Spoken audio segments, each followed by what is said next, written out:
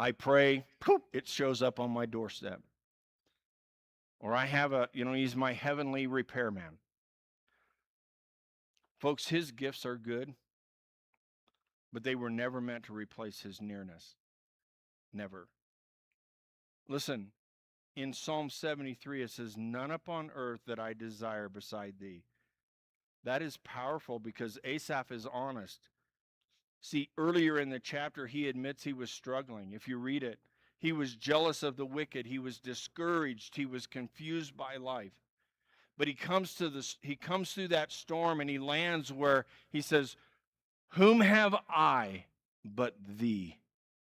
Folks, that's not religious hype. That's a heart that has been recalibrated. He is saying, "Lord, if you don't change anything around me, if you don't change any of my circumstances, I still don't lose because I have you." Listen, God's greatest gift that he gave to you and to me is this: himself. You see, he's not just your strength. He is your strength. He didn't give you strength. He is your strength. He didn't just give you peace. Listen, he is your peace. He doesn't just give you guidance. He literally gives you his wisdom. See, he doesn't say, "Here, good luck." He goes, "No, I know you can't do it, so let me do it for you. I'll do it for you. I'll be your strength. I'll be your wisdom. I'll be your peace." Folks, that's why the Apostle Paul never says God will give you a better life.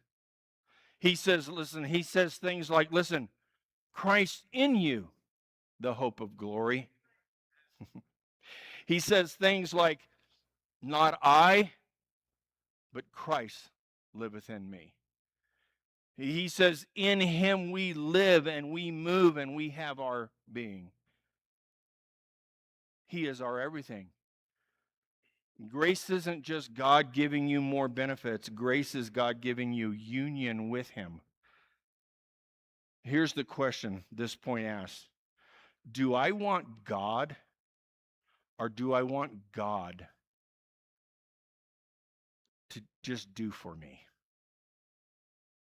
Am I okay with just God and a relationship with him?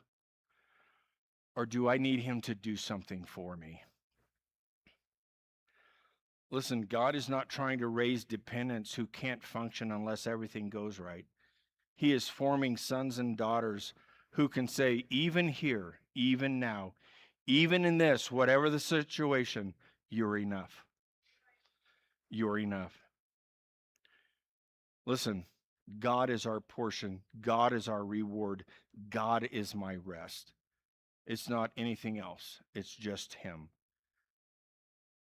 Here's what blessing-centered faith has to learn. God's greatest gift isn't what he puts in our hands. It's what he places in our hearts. And what he places in our hearts is himself.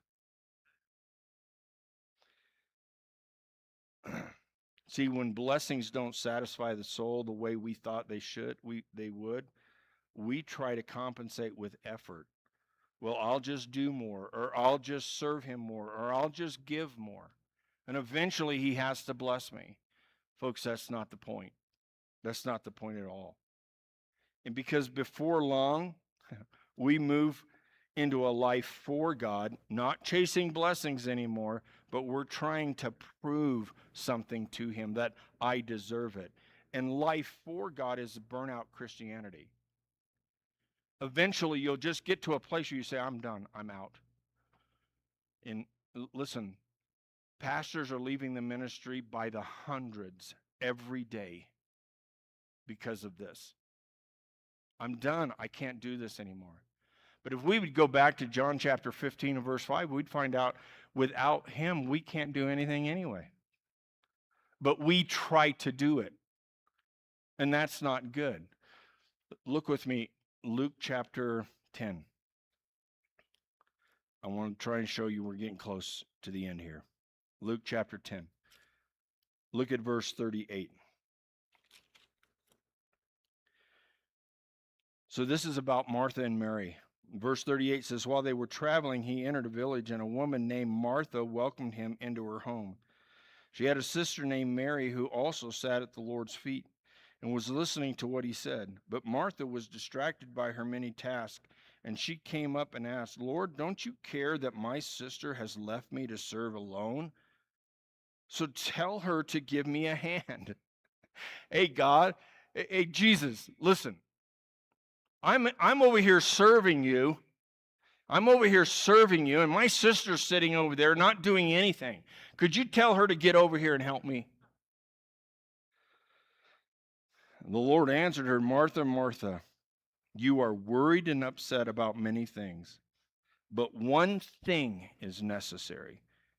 Mary has made the right choice, and it will not be taken away from her. Okay, look. Was Martha doing the wrong thing? No. She wasn't doing the wrong thing. She was serving Jesus.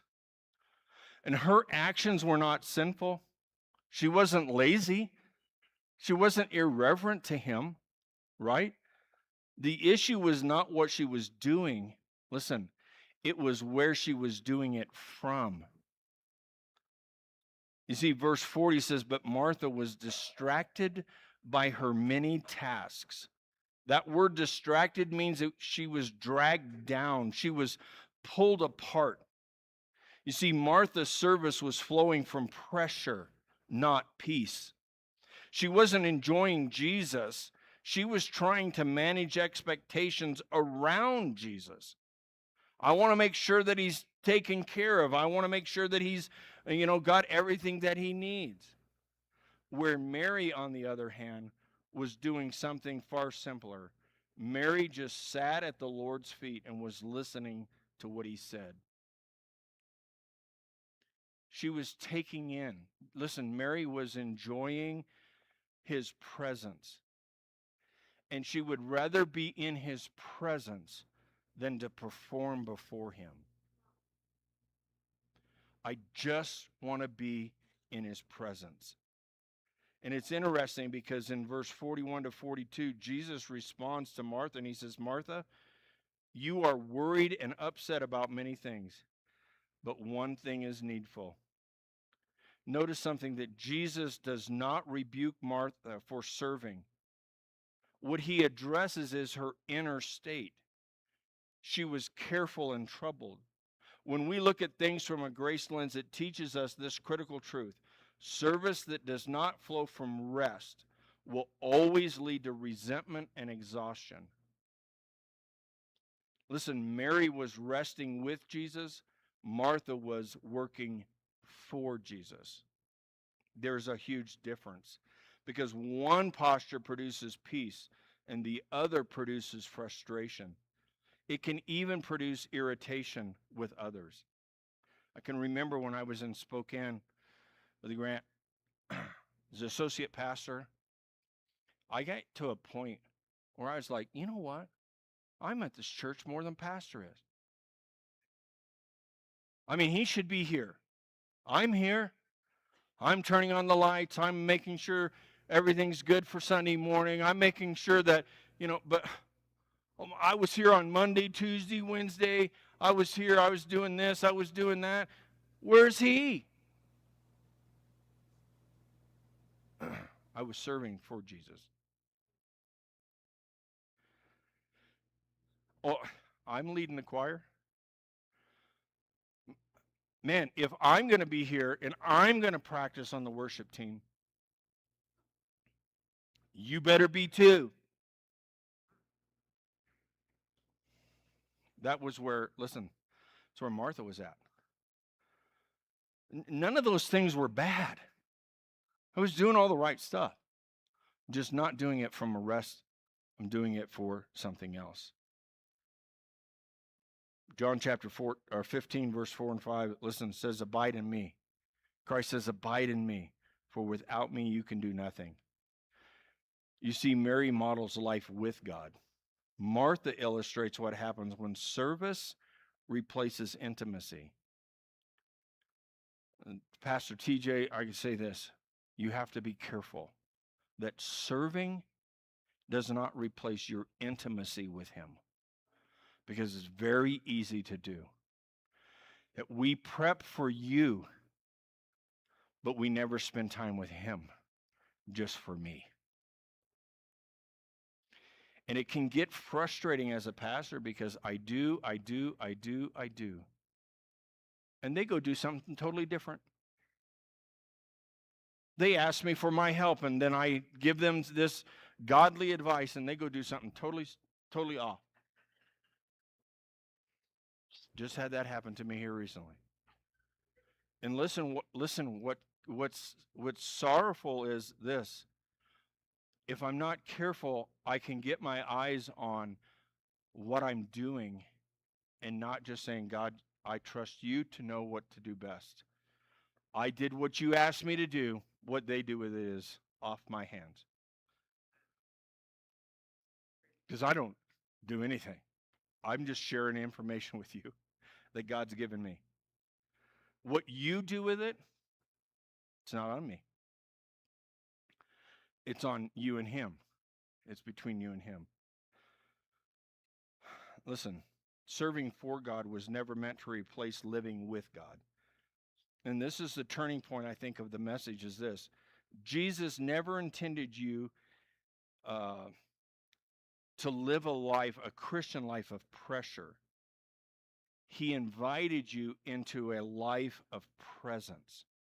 So this is, in closing, look at this. John, it used to be right up here, my favorite verse. John 14:20. John 14:20. This is really where it's at. And it says, on that day you will know that I am in my Father, you are in me, and I am in you. Listen, Jesus did not come to bring God near. He came to bring God into union with us. Colossians chapter 1 and verse 27 says, Christ in you, the hope of glory. If we went over to Matthew chapter 11, verse 28, we would find out, he says, listen, all of you who are weak and heavy burden, do this. Come unto me, and I will give you rest. Take my yoke upon you and learn of me, and I will give you rest.